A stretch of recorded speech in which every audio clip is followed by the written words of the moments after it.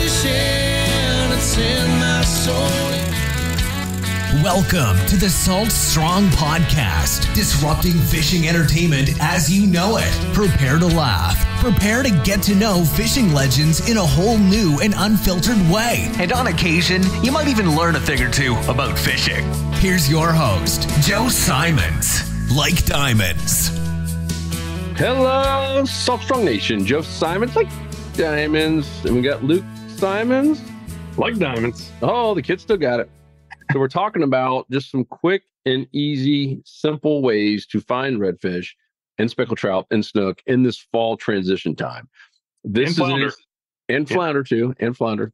This is an interesting time in what we've noticed in our community. So if you're watching this video, we've got our insider community. This is our private club of it's kind of like a mixture between Facebook and like a forum. So it's well organized where you can find everything you need in your region, et cetera, and even by species.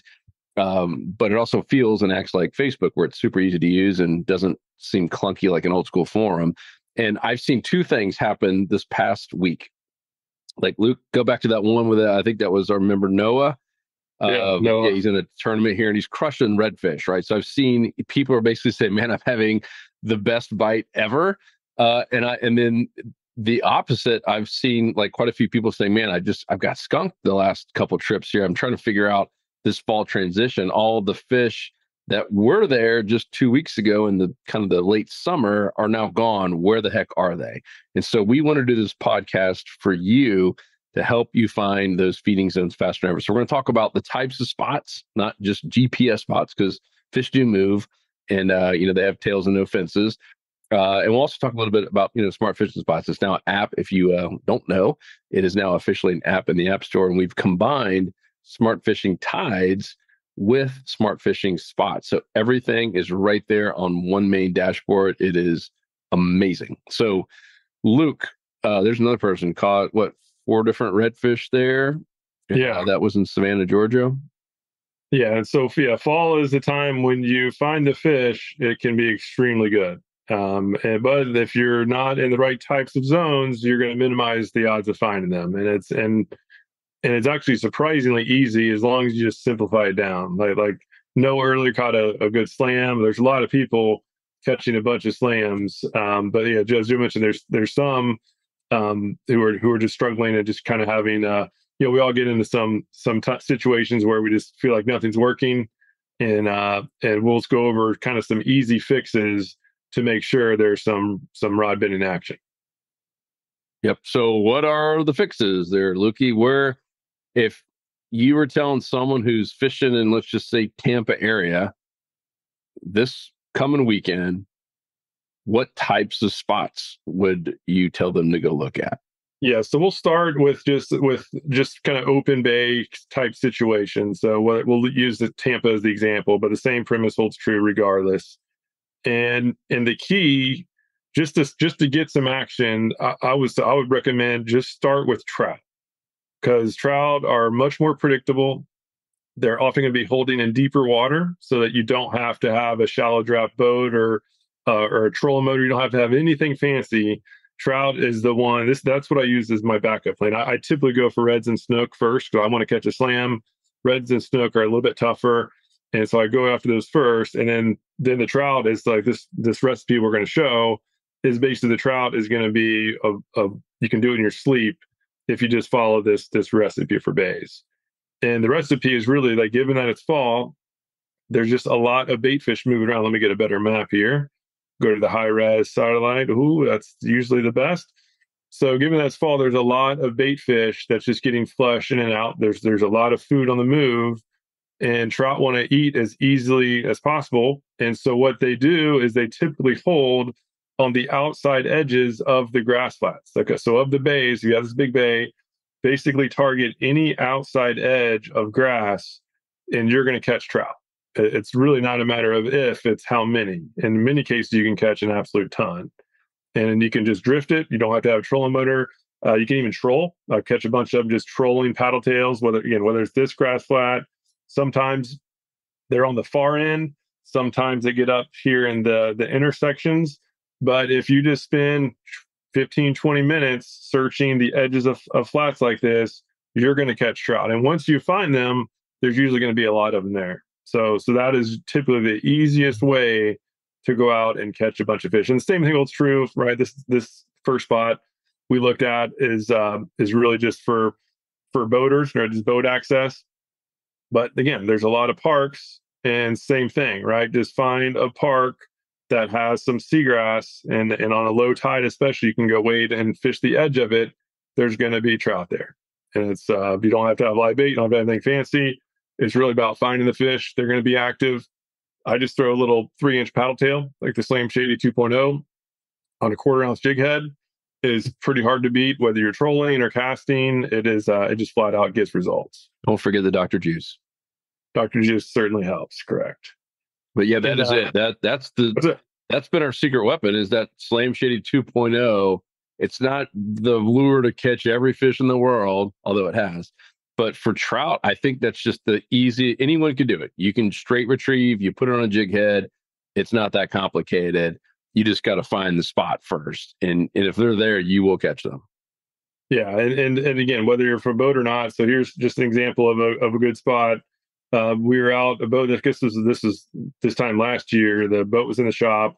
Wanted to go fishing, so we just went out and waded this bank right here, and sure enough, we caught trout and flounder. So just, when you target areas like this, there's just going to be a lot of fish. The fact that all the bait is on the move, the bait is flushing around all these flats, and there's going to be a lot of different predators that patrol this outer edge. Bycatch is going to be Spanish mackerel. There's actually some really big ones flowing through right now. There'll be flounder here, as we mentioned. Even pompano. You have odds of pompano.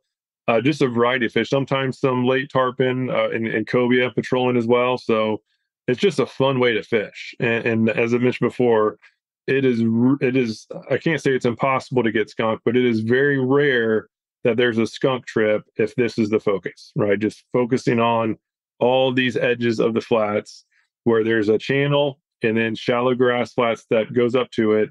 There's going to be fish patrolling it. It's just a matter of how many and then what species. And this works everywhere. If you're sitting there saying, oh, this is a Florida thing, it's not. I mean, the beauty of that community that Luke was in earlier is that we have members. Texas is our fastest growing and now the second largest membership state by far. And then you got the Carolinas and everywhere in between. Georgia's growing like crazy. And we're seeing the same reports from our members in those other states that are catching trout on very similar types of spots. Not all of them have grass flats, but they all have some sort of flats that meet some sort of channel or an area that has a depth change. It could be a creek, it could be anything. And that's where they're catching the trout. And that's the beauty of that community, is we have our members, because it's behind a paywall, it's private and not out there like on Facebook or anything. One, it's positive people who are willing to share, but two, they're willing to share a lot because it's not out there for everyone to see. So if you're a member, spend some time in that community. Luke, who's a pretty accomplished angler, many of our full-time guides, even Peter Deeks is in there looking to see what is happening in terms of different trends. Everyone who's smart and trying to constantly get better and constantly having that little edge, they're in that community. We have full-time guides who are in our community every week reading to see what is going on. Everyone in there is trying to learn just a little bit. Some people are trying to learn a lot bit more, but everyone in there is trying to learn just a little bit more every single time they're in there. And it's such a valuable resource because there's new reports going up every 5 to 10 minutes. So that's community.saltstrong.com. Of course, you have to have an insider membership to get in there. If you're not a member, what the heck are you waiting on? But for your members, spend some time in there. So sorry, Luke, I wanted to make sure we hammered that because I do hear from members that shoot us emails, and I look and like they've never once been in the community because we track all that stuff. I'm like, all right, well, go to the community.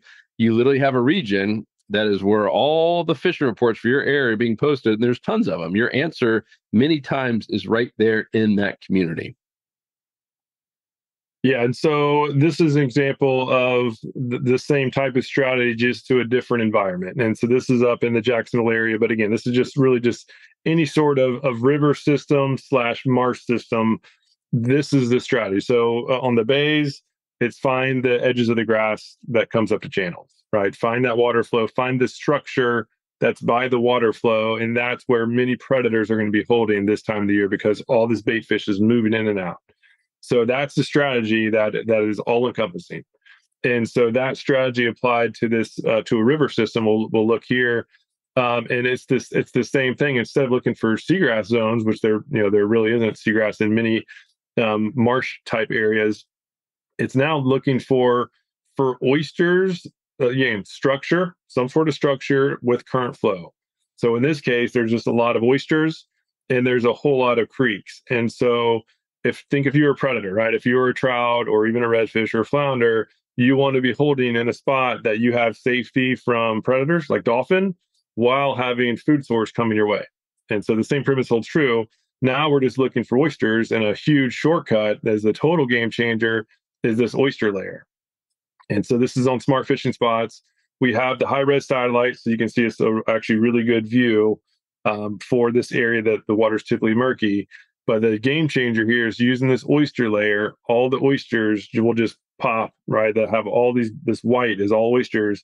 And the key now is just finding oysters, again, that are close to the current flow, the main source of water movement, ideally pretty close to the big water, meaning in this case, the Atlantic.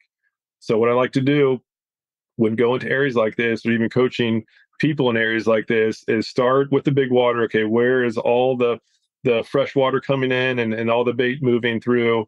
And then look for oysters that are in areas that have points, especially spots like this where there's a lot of little feeder creeks emptying out. You have all these creeks, each one has their own individual points at the creek, and you have oysters sitting out in front of them. That is a ton of structure that will hold a lot of life, and there's a lot of current flow going through here. So just naturally, predators that are on the move, when the trout are moving back and forth, same with flounder, same with redfish, when they're moving back and forth, they're going to spend the most time in spots like this, right? They're kind of boring shorelines, like this boring shoreline, not much there for them.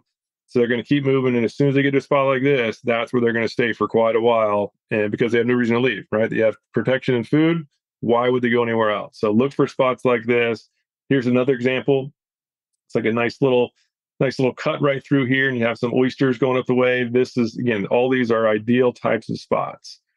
And so here's another example of a pretty good looking spot. This is not quite as attractive for just max fish catching because it's at the back end of a bay. So this will probably be really good for redfish. If you're just going after redfish, this would be great. But if you're going after, let's just not get skunked today and catch a lot of just whatever bites, hitting the points is a much smarter play. So instead of going way back in this bay, right here would be the statistically, the spot that statistically is going to have the most feeding fish because it's by the current flow. All that current moving the bait is going up against this structure where the predators want to be holding, and this is where they're going to be. It's really simple as that. So having this oyster layer is, in my opinion, the biggest game changer for inshore fishing that at least I've ever seen. Yeah, it's huge. Heck, I'd eat there.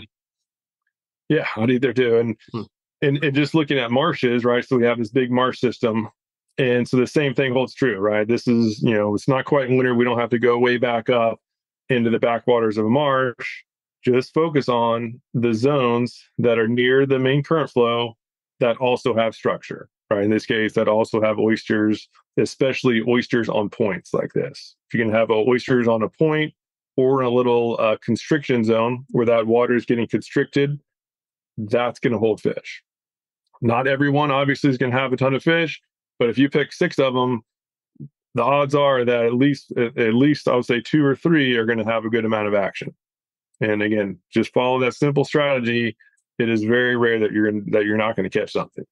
90-10 zone, baby. All right, that's helpful. So I know you kind of already transitioned a little bit into some redfish, but the trout, hopefully that's clear for you on just making sure you're not getting skunked. Because that Luke's point is correct. Like if you just target and focus on these types of spot in your area in this fall transition, you're going to catch trout.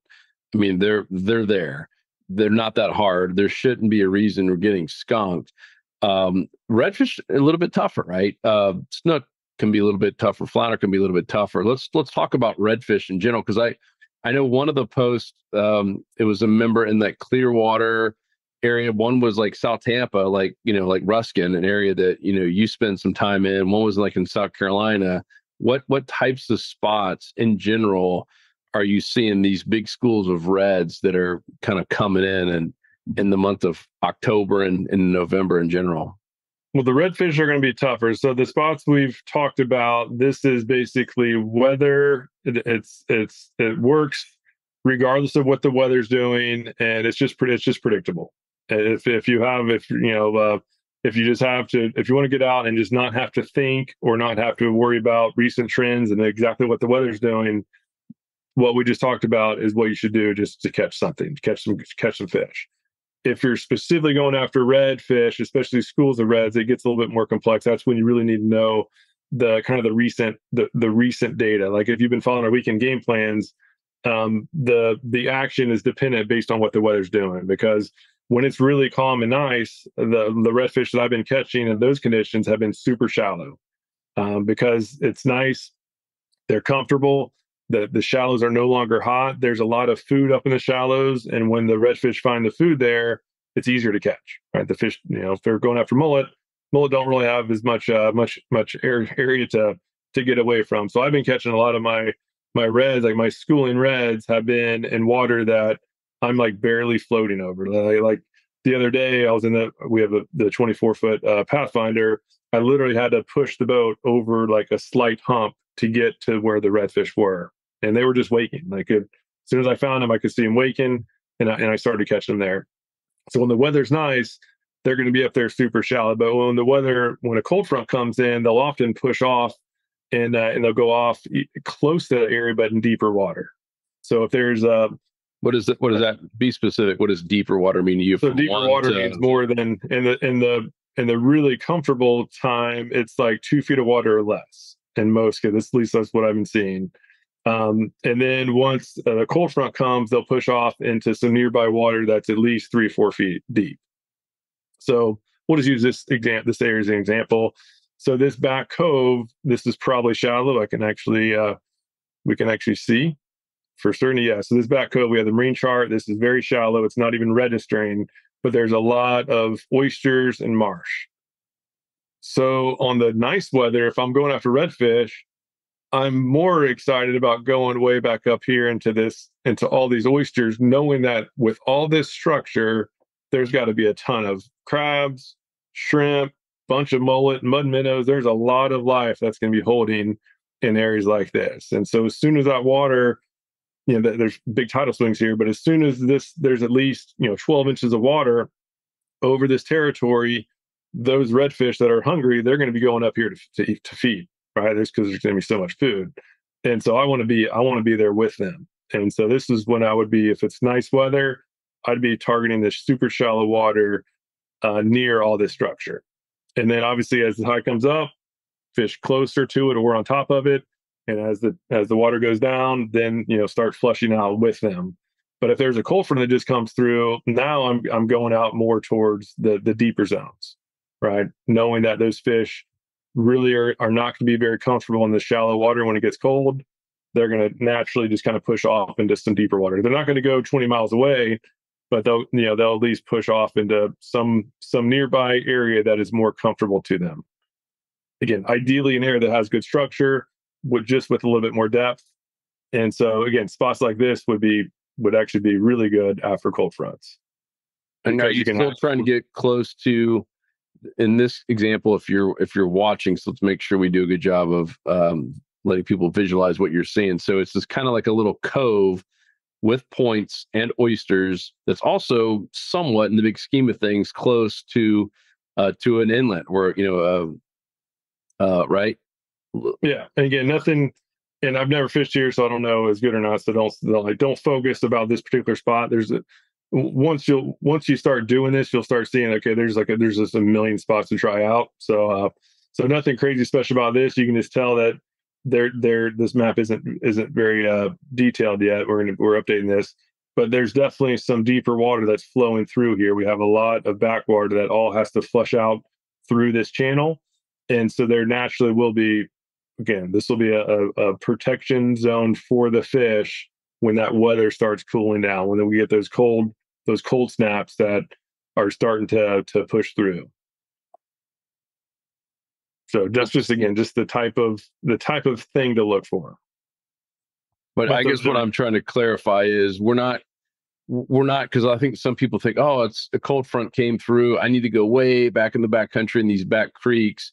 That's not the case, right? Just because we're in the fall transition, because I had someone ask me that this morning, like, oh man, this must just screw up the fish. I was like, no, actually, it fires them up. Like the first couple of cold fronts, we might feel it, but we're talking about massive bodies of water. They don't just drop 20 degrees in a couple days just because the weather does. The water takes a whole lot longer, and many times it fires them up. So you don't need to go way, way, way back in a small little canoe as far back as you can see. A lot of these fish are still holding closer to inlets and passes, but in little coves near them. Is that more accurate? Yeah, and it's really about finding the life. So when you're going out, this is why telling me to find a life, or are you talking about find life?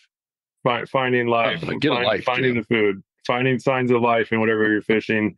Because when you find that, the most fish are going to be wherever the life is. Like even like my best trout spots pretty much always lead me to the best redfish zones. The trout, like in Tampa Bay, the trout would just be holding on the outside edges of the flats.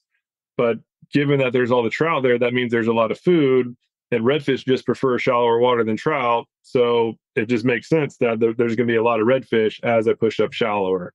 And in most cases, that's true. If there's a good trout flat and it's pushing up against the shoreline, if you want to catch redfish and snook and stop catching trout, just go toward the shore as it gets shallower. As long as there's still food along the way, typically it'll just be shallow grass and just get shallower.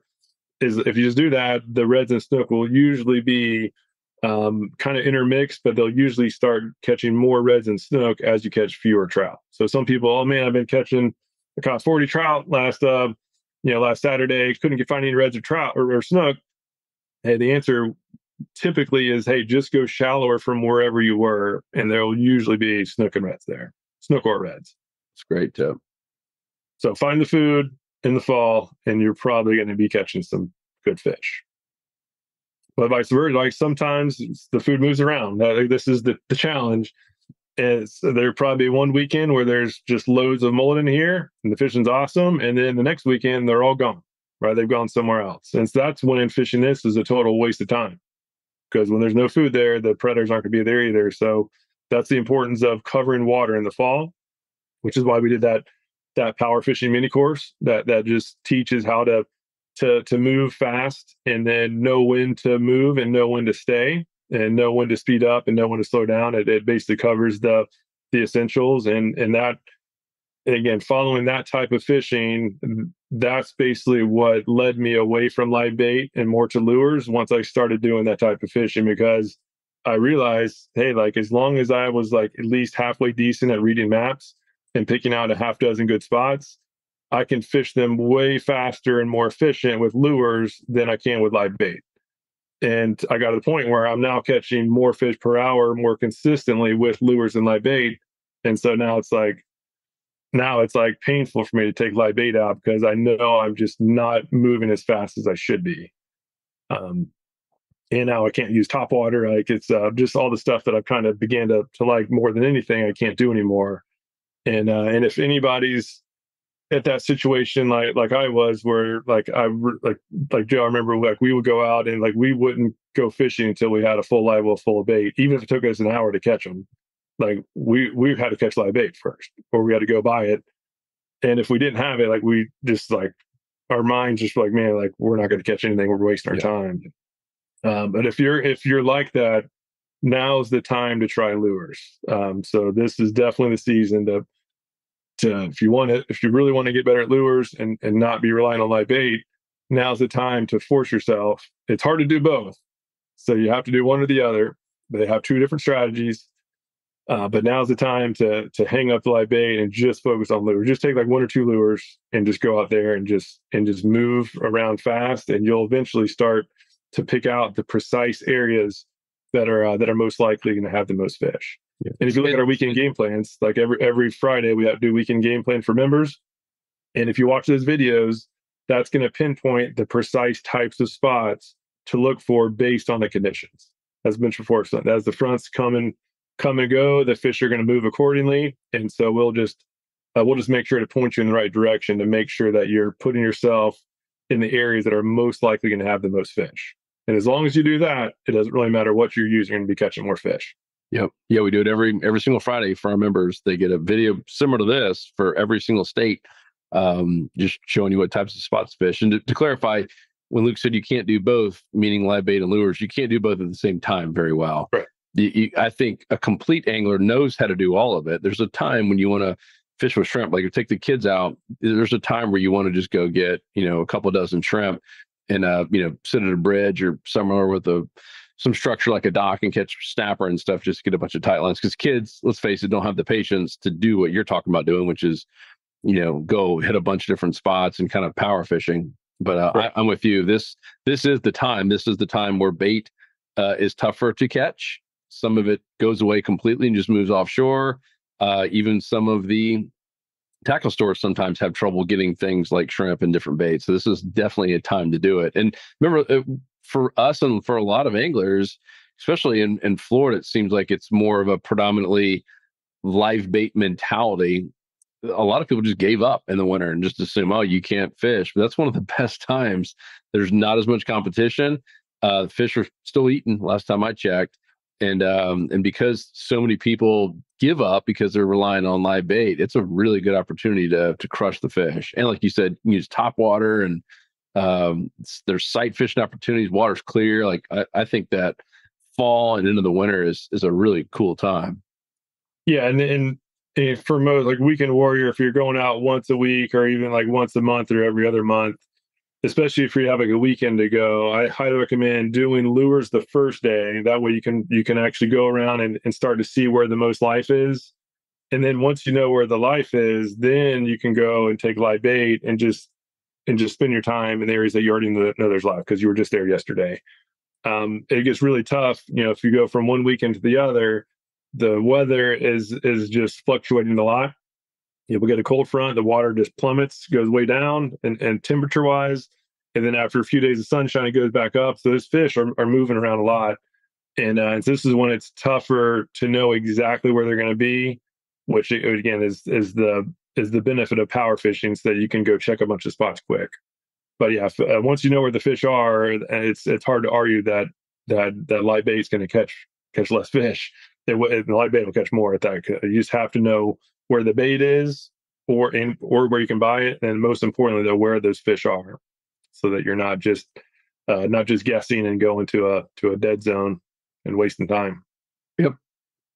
And then finally, we want to remind you that Smart Fishing Spots is now an app. You can go download it in the App Store. You use your same username and password as you do for your Insider Club. It's free to all members. And I'm holding it up here so you can see it.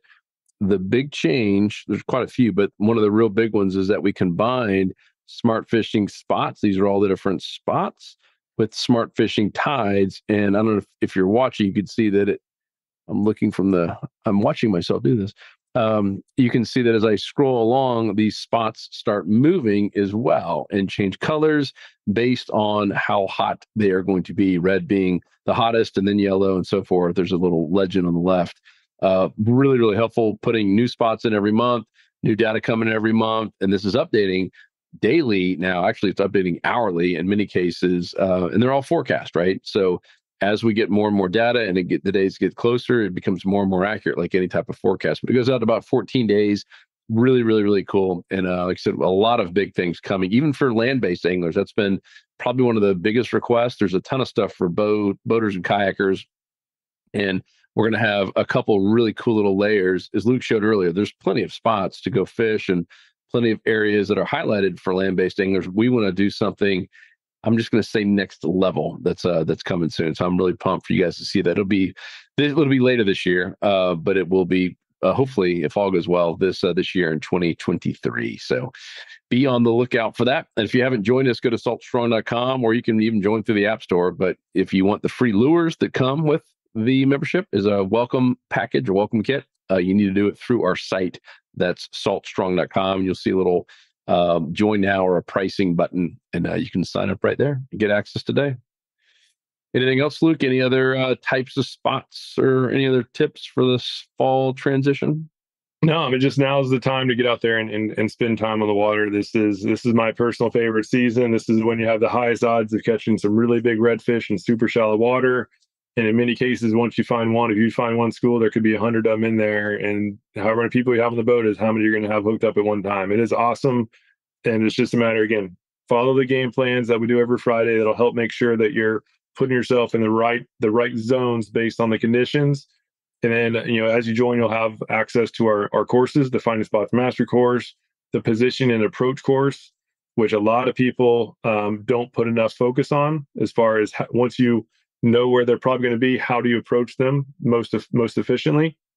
Once you go through those courses, you're going to 100% see improvement in your results. And that's why we have the guarantee that we have, where we guarantee that you're going to absolutely be catching more fish than ever before.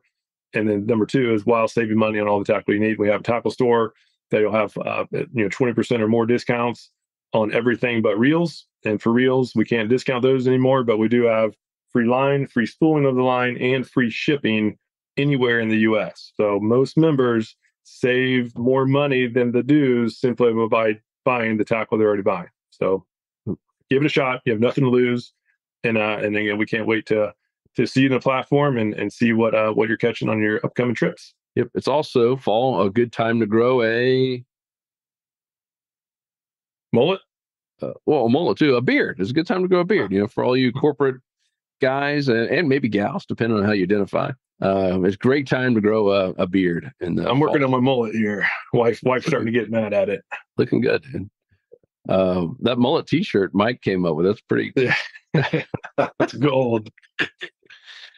Stay tuned for that. So, guys, we appreciate you. Hopefully this was helpful. We will continue to do more and more of this stuff for our members. As Luke said, every Friday, Smart Fishing Game Plan. Don't miss that. Don't miss all of the cool stuff happening in the community. And we give away like $1,000 or more of free tackle every month to members who are just active in the community. No brainer. So go join us today. If you're already a member, make sure to be in the community.saltstrong.com. Otherwise, we'll talk to you guys in the next episode. Peace. See you. 'Cause fishing, it's in my soul. It was passed down to me from the days of old. To find us on the water, if there was a way. It's been said my papa, he wrote the book on catching big reds and 20-pound snook. I wish I knew all the things he knew today. For he's the reason why we are this way. And he put fishing in our souls to stay.